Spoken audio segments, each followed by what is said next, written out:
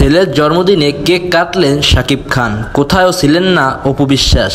Dhallywood superstar Shakib Khan ও অপু বিশ্বাসের ছেলে আবরাম খান জয় পৃথিবীতে আসেন 2016 সালে 27 সেপ্টেম্বর। বাবা মা হিসেবে দুজনই ফেসবুকে পোস্ট দিয়েছেন আদরের সন্তানকে নিয়ে।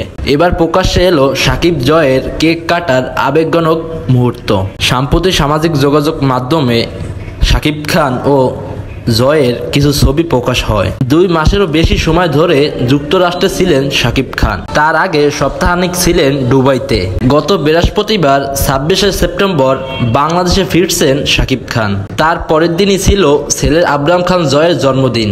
দিনটি উপলক্ষে বাবা শাকিব খান ও সন্তান আবরাম খান জয়ের কেক কাটার কয়েকটি ছবি ফেসবুকে পোস্ট দিয়েছেন অপু বিশ্বাস।